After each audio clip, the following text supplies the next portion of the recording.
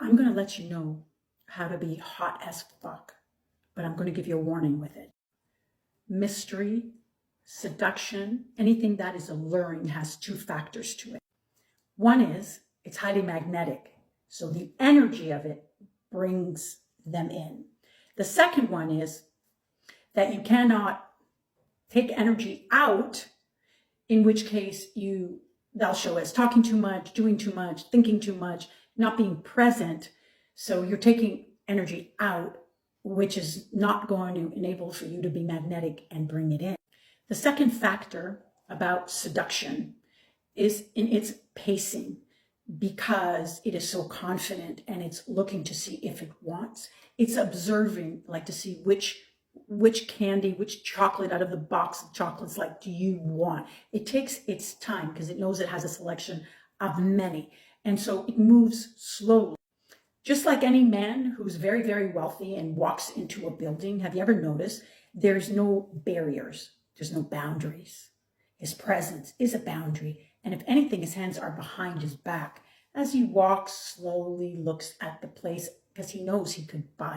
The other most important thing about being mysterious, being seductive as fuck, is that there aren't a lot of words. So you're in the energy of receiving and observing and asking if you want. That's the energy, that's the persona, that's your eyes, that's your mind, that's your whole being. Here comes the warning.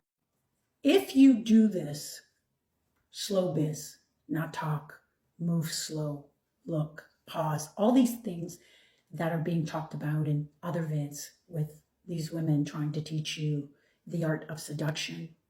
It's not that they're off, but the major problem is that they're not going to the fucking root.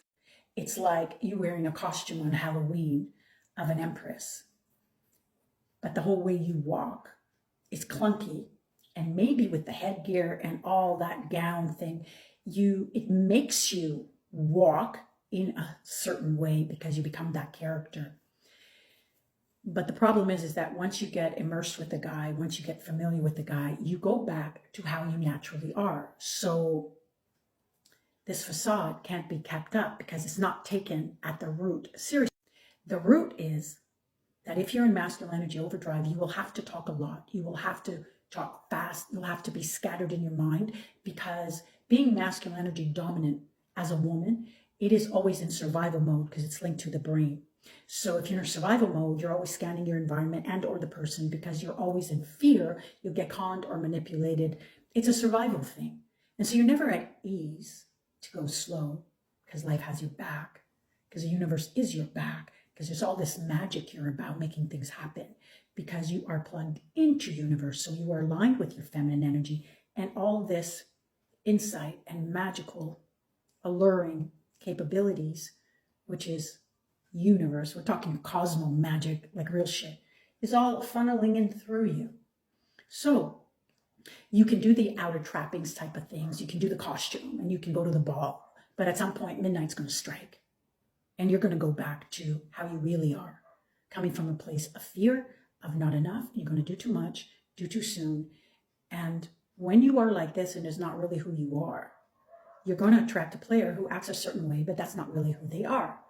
So do you think from your logic that it might be a real good idea to get rooted in your earth-born inherited birthright, which is your divine energy?